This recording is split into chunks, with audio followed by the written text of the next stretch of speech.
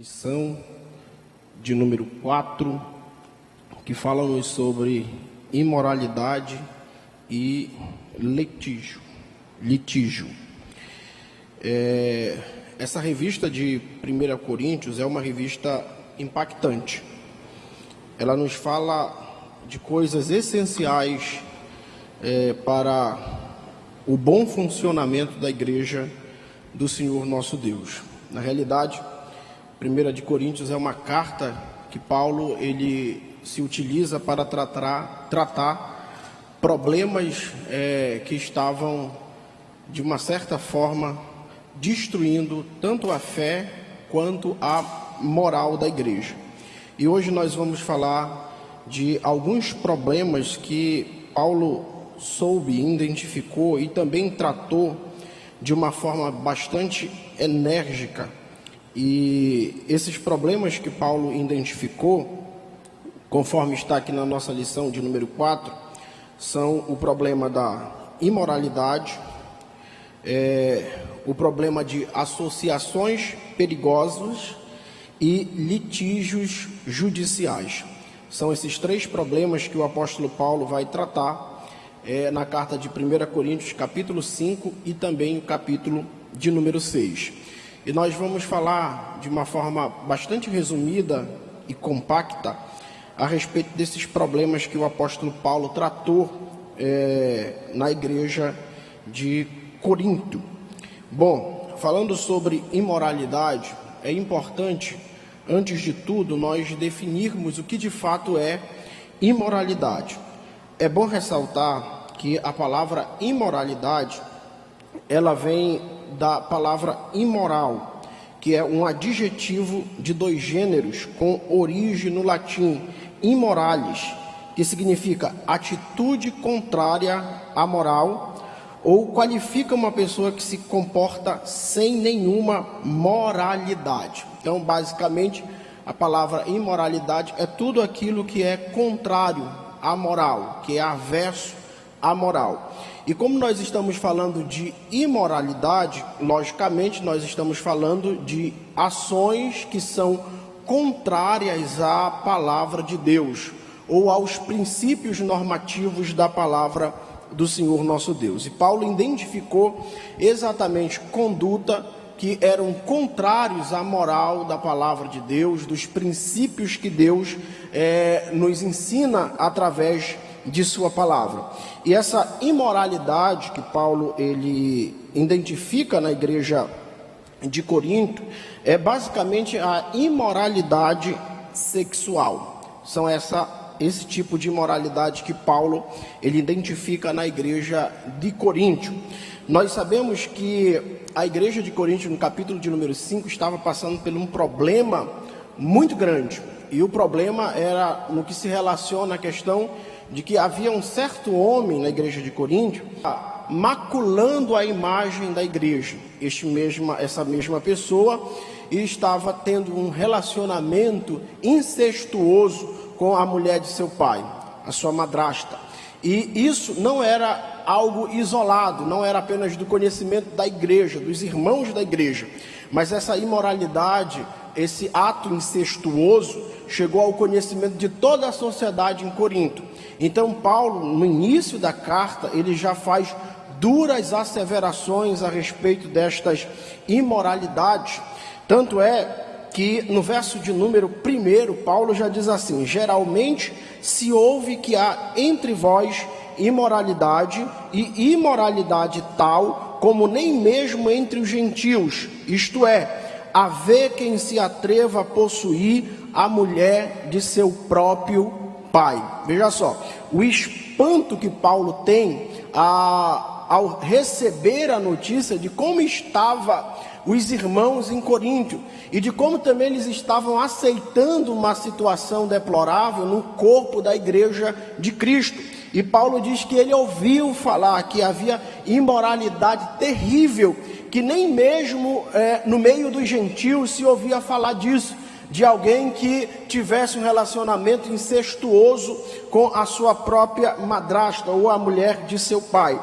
Então o apóstolo Paulo, ele vai tratar isso de forma bastante enérgica e também vai acusar os coríntios para tomarem cuidado com essas questões de imoralidade sexual. Então é interessante notar pelo menos algumas coisas aqui a respeito dessa imoralidade sexual. E a primeira delas, é importante notar que Paulo, ao falar à igreja em um tom severo, ele deixa bem claro que a igreja em Coríntios já havia se acostumado com essas práticas ou com essa prática imoral. Para a igreja, isso de uma certa forma, usando uma linguagem mais atual, não tinha nada a ver. A igreja havia relativizado este problema que Paulo está agora tratando. Então essa prática aqui já havia se tornado comum, normal, não causava mais espanto. A mente dos coríntios já estava cauterizada concernente a este problema.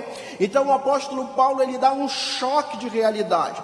Ele fala de forma bastante enfática para trazer novamente a razão bíblica dos irmãos em Coríntios para que acordasse no que se relaciona a esse problema. Então nós vemos aqui que a igreja em Coríntios estava acostumada com esse problema. Tanto é que, se não me falha a memória, no verso de número 2, o apóstolo Paulo deixa bem claro o fato de que é preciso chorar e lamentar por causa deste pecado. E é exatamente uma atitude contrária que aí os irmãos em Coríntios estavam tendo relacionado a esse problema.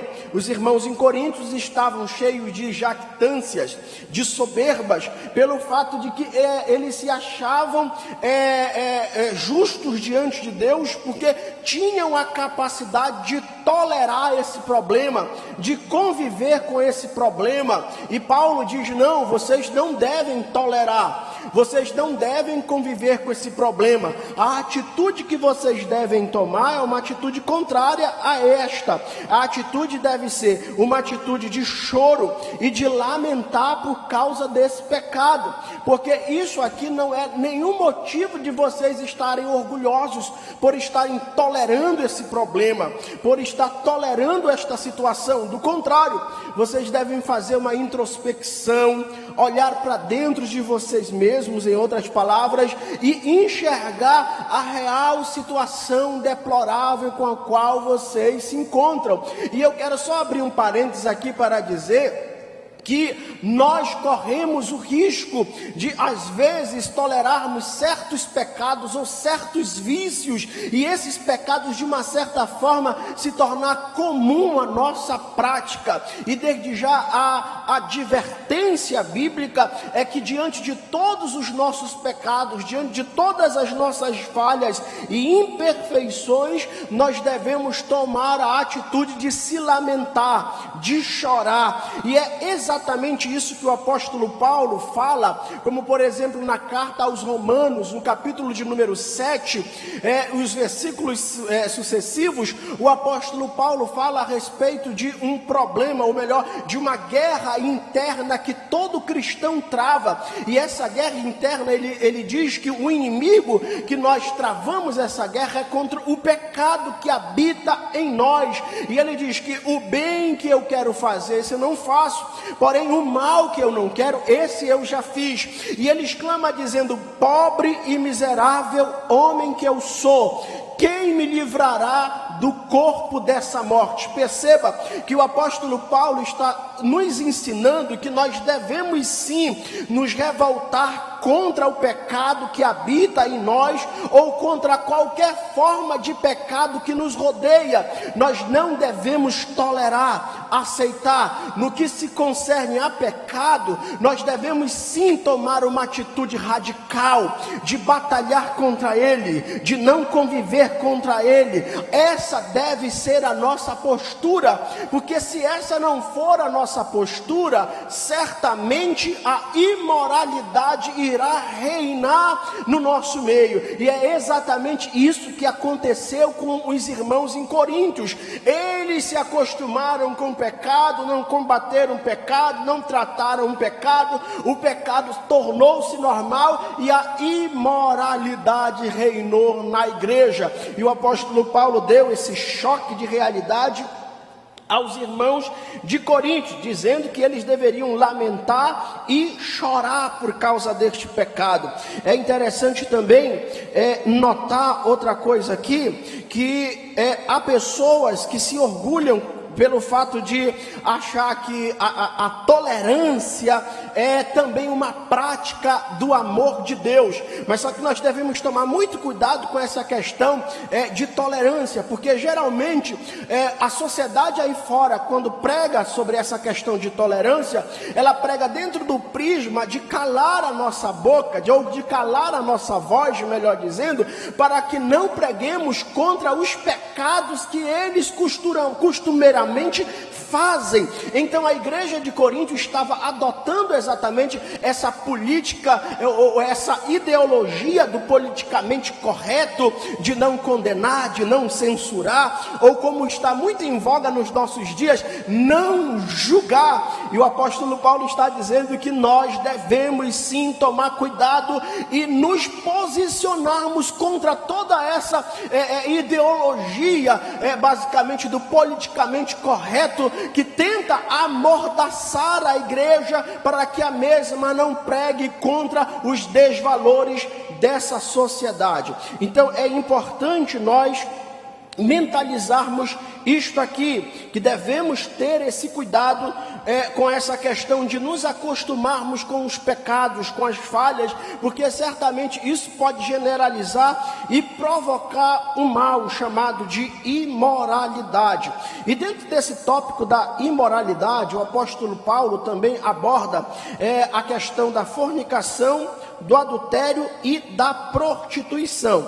É importante eu dizer aqui que fornicação, adultério e prostituição deriva de um único vocábulo grego, e esse vocábulo é porneia, e esse vocábulo é generalizante. Todas as vezes que o apóstolo Paulo, ou que na Bíblia aparecem as palavras fornicação, prostituição e adultério, o vocábulo grego é o mesmo, porneia. Agora é importante também dizer que há uma certa diferença entre fornicação, prostituição e adultério. Muito embora o vocábulo grego seja o mesmo para falar das três coisas, mas nós sabemos que há uma certa diferença. Como por exemplo, a fornicação basicamente é o relacionamento íntimo entre os solteiros. Alguém ou pessoas que não contraíram matrimônio se relacionam de forma íntima. Isso é basicamente fornicação aos moldes da Bíblia Sagrada, enquanto que o adultério é o relacionamento íntimo de pessoas casadas ou com outras pessoas casadas ou com pessoas solteiras. Basicamente essa é a definição de adultério.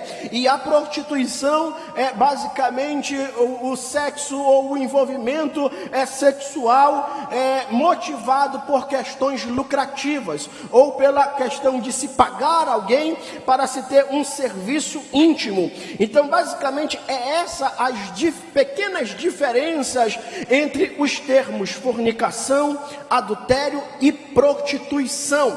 E nós sabemos que era exatamente isso que estava acontecendo na igreja em Corinto. Os irmãos, muitos irmãos, melhor dizendo, estavam tendo essas práticas de adultério, fornicação e prostituição. Então o apóstolo Paulo, ele resolve combater esse problema, ele resolve combater este mal. E para combater este mal, o apóstolo Paulo, ele fala a respeito também do velho fermento, ou do fermento velho. O apóstolo Paulo, ao falar sobre o fermento velho, ele diz assim: lançai fora o velho fermento, para que sejais nova massa, como sois de fato, sem fermento, pois também Cristo, nosso Cordeiro Pascual, foi imolado. Veja só, que a atitude que o apóstolo Paulo requer dos irmãos aos coríntios é que eles lancem fora toda a massa velha. E essa massa velha, ou fermento velho, logicamente está relacionado ao ato da fornicação, do adultério, da prostituição, e falando em termos generalizantes, da imoralidade que os coríntios estavam tolerando. E o apóstolo Paulo, diante de todo esse problema que ele identificou, ele dá também uma solução. E qual é a solução? Lançar fora, abrir mão, cortar, agir de forma enérgica contra isto. Lança fora, abre mão, joga fora, não ter mais contato, não tolerar mais. É basicamente isso que o apóstolo Paulo está ensinando à igreja. Então isso aqui me chama muita atenção, porque hoje em dia nós estamos vendo muitas pessoas que identificam certos problemas da igreja, que identificam certas imperfeições da igreja, e estas mesmas pessoas, por exemplo, elas ventilam na internet certos escândalos que acontecem no reino, ou no meio gospel, ou no meio evangélico brasileiro. Porém, estas pessoas são apenas promovedoras de escândalos que maculam a imagem da igreja do Senhor. E essa atitude aqui não é a atitude que Paulo está tomando de apenas falar ou de denunciar o problema. Não, Paulo não só denuncia o problema, como ele dá solução para o problema. E nós estamos vivendo nos nossos dias pessoas que têm uma perversão na mente, falam de tantos problemas da igreja, acusam tantos problemas da igreja, porém não dão solução para nenhum dos problemas os quais eles acusam. E agora o apóstolo Paulo está dizendo aqui: olha, eu identifiquei o problema, eu sei qual é o problema, eu conheço qual é o problema, e digo para vocês que a solução é lançar fora, abre mão, agir de forma enérgica, lancem fora, não se apeguem, não tolerem a isso, porque certamente isso é um problema para o corpo da igreja, para o corpo da igreja. Então é importante nós frisarmos isso aqui, que o apóstolo Paulo, ele está dando exatamente solução para o problema do fermento. E sobre essa questão do fermento velho, eu quero trazer uma frase aqui de um dos maiores evangelistas da história da igreja, chamado Moody. Moody diz que, Moody fala que nós somos a Bíblia que todo ímpio lerá. Então veja só, nós mais do que nunca devemos sim abrir mão de toda prática pecaminosa.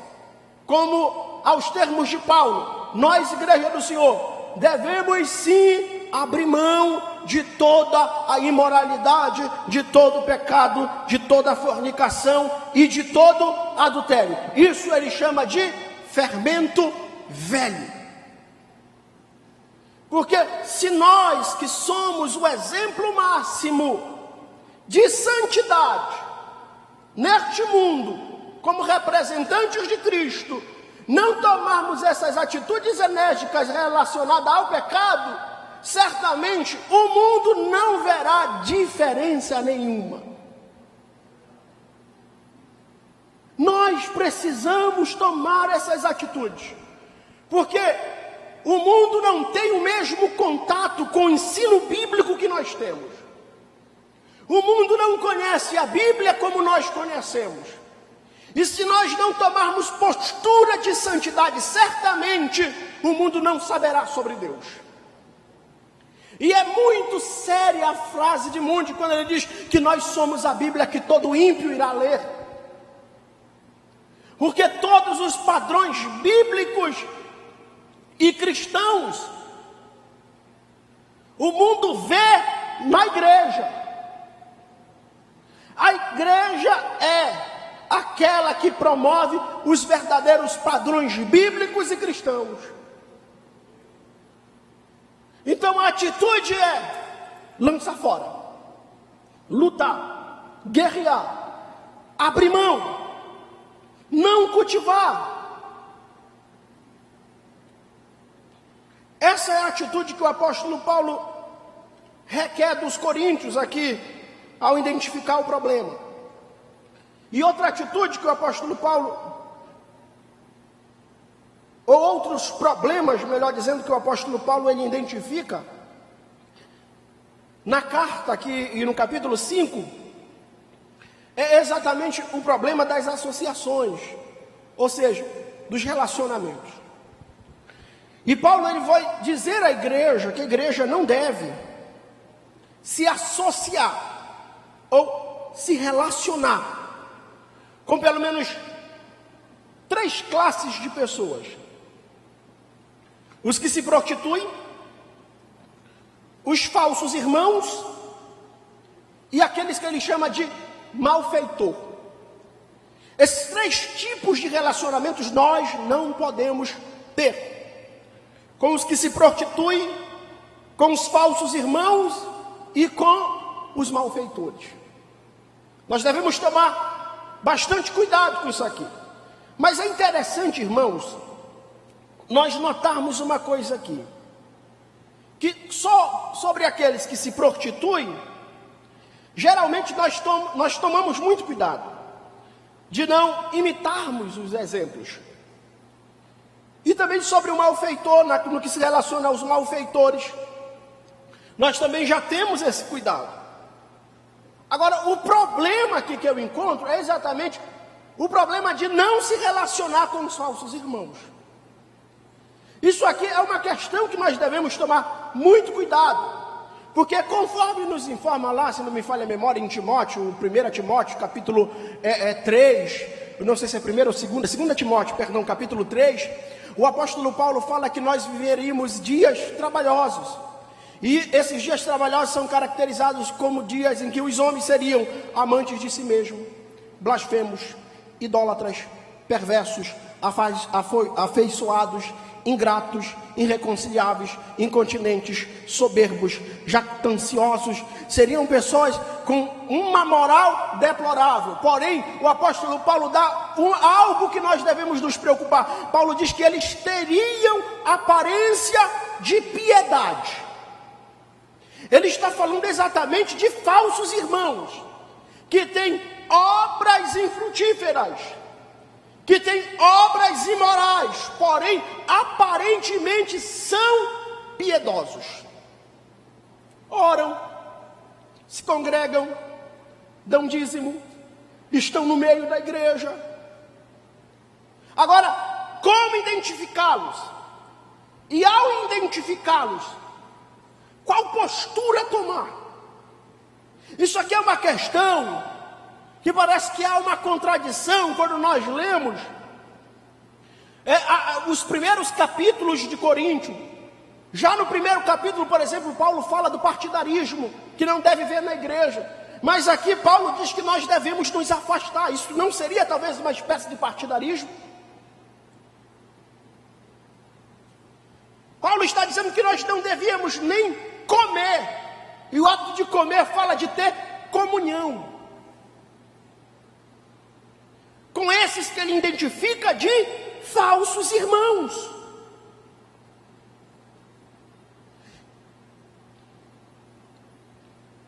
Ele diz que nós devemos nos afastar, não se relacionar.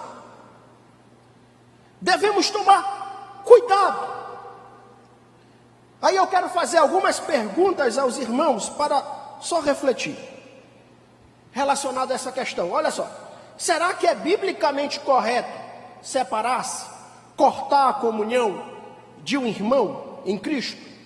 Não seria uma grande falta de amor para com a pessoa que vai morar no mesmo lugar que nós, o cortar a comunhão com ele?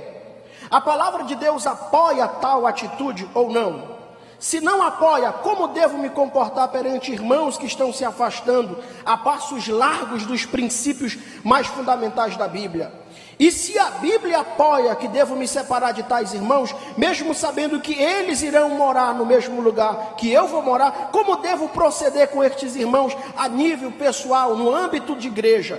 Quais as instruções a Bíblia nos fornece para realizarmos esta dura e penosa tarefa? Veja só, que há muitas perguntas aqui a ser respondida. Não é simplesmente se afastar, há uma questão toda moral também, sentimental também, que nós devemos levar em consideração.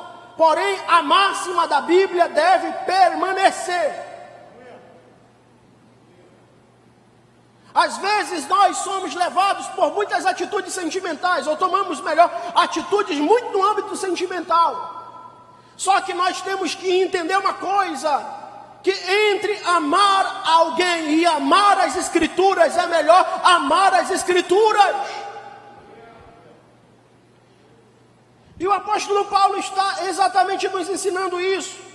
E alguém pode dizer, mas pode causar separação na igreja. Só que nós devemos entender que para se separar do irmão, nós temos que seguir pelo menos alguns princípios. Quando eu falo irmão, falsos irmãos.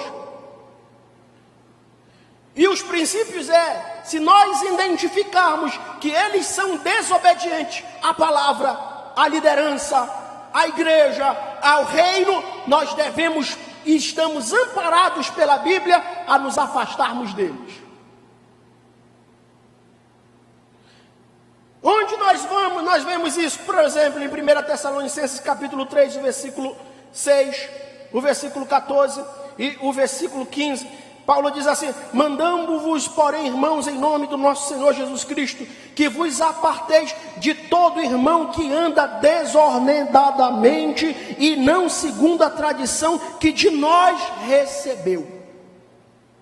Paulo está dizendo que nós devemos nos afastar de todo irmão que anda de forma desordenada, desobediente, que é contra a liderança da igreja, que é contra os princípios da palavra, que produzem facções dentro da igreja. Nós devemos nos apartar deles. O segundo princípio que nós devemos tomar ou observar para nos apartar de certos irmãos é o princípio do que rege, proteger a pureza da igreja. Sabe, irmãos, isso aqui não foi meramente o comentarista da lição que escreveu, não foi meramente a palavra do pastor, não, isso aqui é a palavra de Deus. Se alguém fere diretamente a moral da igreja, se alguém fere diretamente a santidade da igreja, se já conversou, se já ensinou, se já tratou com amor, se já aconselhou, se já até disciplinou, e ele não muda de atitude, é falso irmão. É um perigo à santidade da igreja. E Paulo ensina isso, meu pastor Felipe, como por exemplo, que nós devemos notar para esse princípio da santidade. Salmos fala, Apocalipse fala, também em Amós fala, em Romanos 1,4 fala, tudo sobre santidade em 1 Tessalonicenses 4,3, e Paulo, ele deixa bem claro isso nas epístolas, que nós devemos tomar cuidado com pessoas que tentam macular a imagem da igreja. São falsos irmãos, devemos nos afastar. Se eles quebram esse princípio de santidade, devemos nos afastar. Agora, para nós concluirmos essa lição, porque tem tantas coisas aqui, e o tempo voa, né? Se a gente não for tomar cuidado, a gente acaba extrapolando no horário, mas só para já encerrarmos essa lição, ou essa aula, é importante também falarmos sobre o terceiro grande problema que o apóstolo Paulo trata, que é o problema do litígio judicial. Já foi muito reverberado aqui, falado, explicado de uma forma bastante objetiva e também elucidativa sobre essa questão do que é o litígio. E mais uma vez eu quero lembrar os irmãos que o litígio é um termo jurídico para designar quando há divergência entre as partes da ação. Quando há alguma demanda, quando alguma demanda é colocada em juízo, o autor entra como um pedido e o réu deve fazer sua contestação. É neste momento que se inicia o litígio. E o apóstolo Paulo, ele identificou esse problema na igreja em Coríntio. Problemas, questões simples que teriam sido resolvidas se fossem tratadas de formas simples como elas realmente são, estavam sendo levadas aos tribunais, que Paulo diz que são em tribunais de pessoas injustas, e a palavra injustas lá não é necessariamente podemos dizer, uma diminuição do cargo judicial, ou uma deploração do cargo judicial, mas é basicamente falando de alguém que não tem a mesma fé que nós, que não tem o mesmo padrão de justiça bíblico que nós. É basicamente isso que o apóstolo Paulo está nos ensinando, de pessoas que não professam a mesma fé que nós. O apóstolo Paulo está dizendo que os irmãos levavam questões simples da igreja, ou questões simples do dia a dia, para tribunais de pessoas injustas, e eram até problemas relacionados à fé. E isso era um problema que precisava ser consertado. Isso era um problema que precisava ser tratado. E sobre essa questão, eu quero só, para terminar, dizer que em 1 Coríntios 6, no capítulo 6, do versículo 1 até o versículo 8, definitivamente os crentes são instruídos a não irem ao tribunal um contra o outro. Isso aqui é deixado de forma bem evidente no texto, que Paulo não concorda que os crentes levem questões simples ou questões até mesmo de fé aos tribunais humanos. Paulo, ele não incentiva esta prática. Então, logicamente, a Bíblia não incentiva esta prática. Também em 1 Coríntios 6, é importante nós identificarmos que Paulo, ele demonstra que os cristãos não são capazes. Quando isso acontece, dos cristãos levarem questões aos tribunais, isso demonstra que eles não são capazes de perdoar uns aos outros e reconciliar as suas próprias diferenças e demonstrar que são realmente nascidos de novo. Todas as vezes que alguém leva essas questões simples da vida, de fé, a tribunais, isso mostra uma incapacidade de alguém resolver problemas. Podemos assim dizer, que era exatamente isso que estava acontecendo com a igreja em Corinto. Os irmãos estavam levando os seus litígios, as questões de tribunais, de pessoas ímpias, porque tinham essa incapacidade de resolver os seus problemas. Sabe, meus irmãos, que nós tenhamos a capacidade de resolver as nossas questões internamente.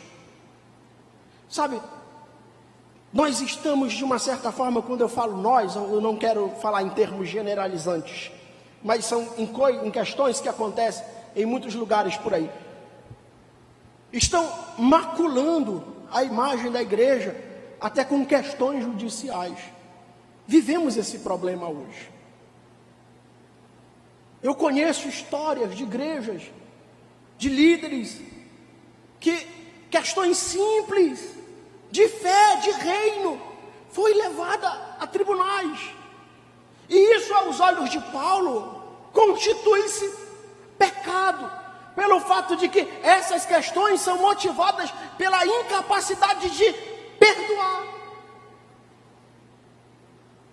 Então, que nós tenhamos a unção do Espírito Santo de Deus para resolver esses problemas debaixo da sabedoria do Espírito Santo de Deus, e assim a imagem da igreja não seja maculada. Aleluia.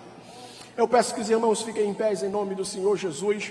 Quero pedir perdão, porque eu acho que até passei um pouco do horário, e creio que Deus falou conosco. Essa lição, ela é puramente doutrinária. Nós vamos aprender daqui até o final dela, essa revista, coisas importantíssimas à nossa fé. Então, que possamos colocar em prática, que nós não devemos nos relacionar ou nos acostumar com um pecado, porque esse acostumar pode levar a questões imorais, ou a questão de imoralidade generalizada. Nós devemos tomar o cuidado de não fazermos certas associações com os que se prostitui, com os falsos irmãos, com os malfeitores, e também sempre que pensarmos levar questões simples da vida aos tribunais secular, devemos pensar muito se isso de fato está sendo pautado na palavra de Deus, na questão de realmente rever os meus direitos e direitos que a Bíblia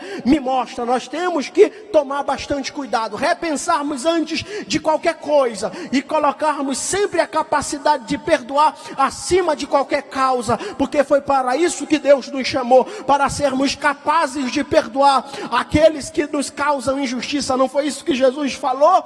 Jesus disse: se nós fizermos o bem só para aqueles que nos fazem o bem, que diferença nós teremos dos ímpios? E Jesus nos ensina que se o nosso inimigo nos pedir para caminhar 1 milha, caminhemos com ele 2 milhas, porque assim fazendo ministramos o amor de Deus ao mundo que está degenerado. Levante suas mãos aos céus. Pai, eu te agradeço por essa oportunidade. Muito obrigado, Jesus, por ter falado conosco nesta manhã, por ter nos usado neste lugar. São tantas coisas, Pai, que nós poderíamos abordar. A situação, Senhor, é vasta, a questão é vasta, o conhecimento é vasto, Pai, porém nós entendemos que o Senhor é Deus que trabalha de forma ordenada, e recebemos a Tua palavra neste lugar. Nós te agradecemos, Jesus. Amém e amém.